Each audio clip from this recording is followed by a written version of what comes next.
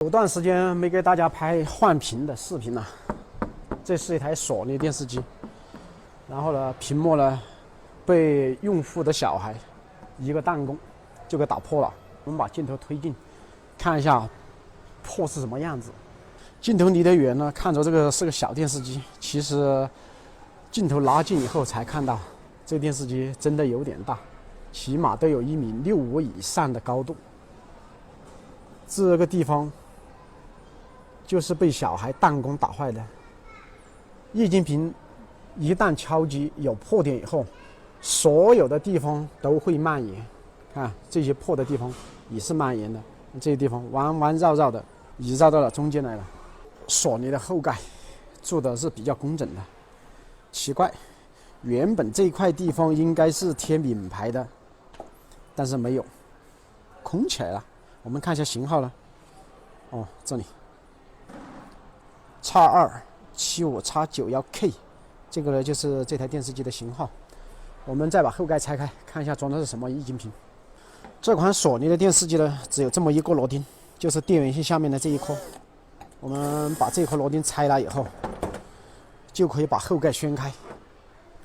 锁起来是简单，螺钉呢确实只有一颗，但是这个背盖拆起来难度相当的高。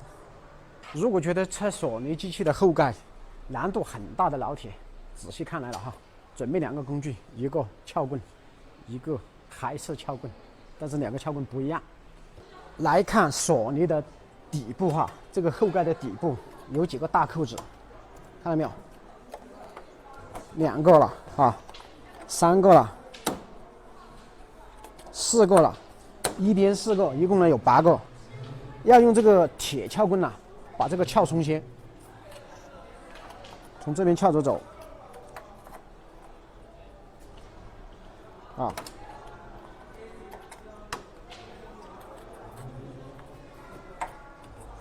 这8个扣子呢都已经撬松了。撬松了以后，我们用大撬棍来顶一下，大撬棍来顶一旁，里面呢都是挂进去的，很容易的哈。我们看半边呢已经起来了，另外一侧呢也是用点力呢就起来了。起来了以后，顶上也是没螺钉，但是我们用什么方法呢？往后面推，把它提一点，往后面一推，它就出来了。容不容易？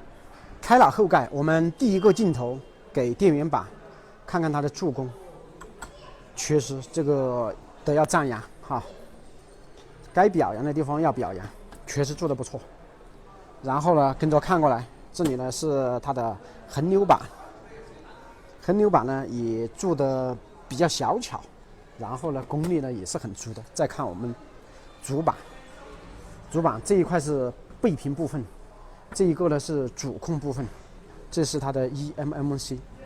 我们看看它的做工，看看这个主板的做工啊，这个说实话，100个品牌里面的电视机的话，可能没有10个是能够超越它的工艺的。最关键的一步来了，看看液晶屏，看看这个液晶屏ST 7461D02-K-C-2，不管它机器做的多牛逼，它的液晶屏，它的核心部件呢，用的还是我们国内所生产的华星光电所生产的74.6寸的液晶屏。看到这里了，我们有的老铁可能就提出了疑问了：你说你这个是岛国的品牌的电视机，为什么液晶屏要装我们中国的华星光电的呢？其实呢，这个有原因的。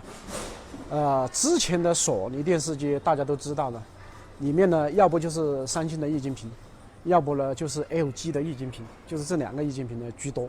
因为索尼很多年就不生产液晶屏了，是很多年，不是近几年，很多年它就不生产这个东西了，不在这个行业里面干了但电视机呢还在生产。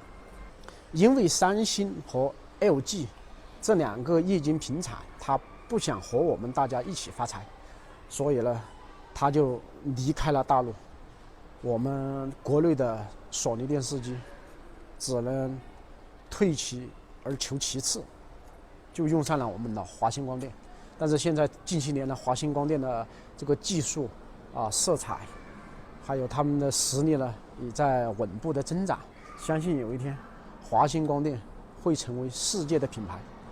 把破损的液晶屏拆掉，我们才好装新的。拆的时候技巧不多，但是一定要垂直的往上顶，不能拖。一拖导光板破花了，这个没得搞啊！危险！坏的屏幕拆走了以后，现在呢，我们就要贴胶了。这个胶啊，这个胶是我们全面屏或者是悬浮屏专用贴屏幕的，不是普通的双面胶。如果是在文具店里面买的那个双面胶的话，你完全有屏幕掉下来的风险啊！如果平时你修机器遇到你贴的胶粘性不是那么好，又容易开口、容易掉屏的，你联系我，我给你秘诀。来了，新屏幕装上。装新屏幕的时候一定要小心了。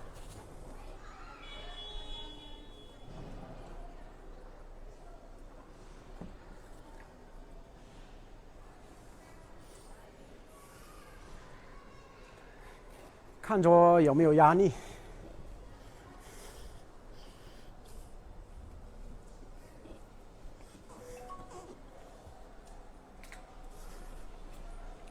再来检查一下边框这个地方有没有下。下了。好，可以。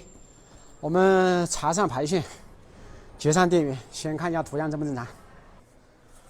来喽，见证奇迹的时候到喽。好，看你行不行。OK， 索尼已经出来了。看看我们的 logo。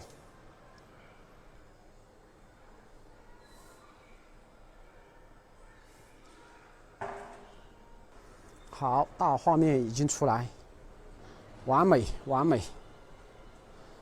新屏装上，只要没有横线、没有竖线，色彩正常，那就算完美。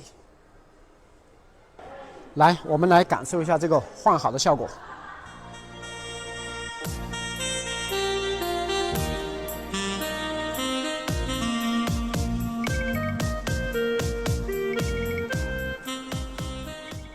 老铁们，如果有用得着我的地方，在私信里面说一声啊，不管你家的是索尼、三星、夏普、LG， 还是其他的品牌，我会尽我的绵薄之力为你们提供便捷。记得关注再走哦。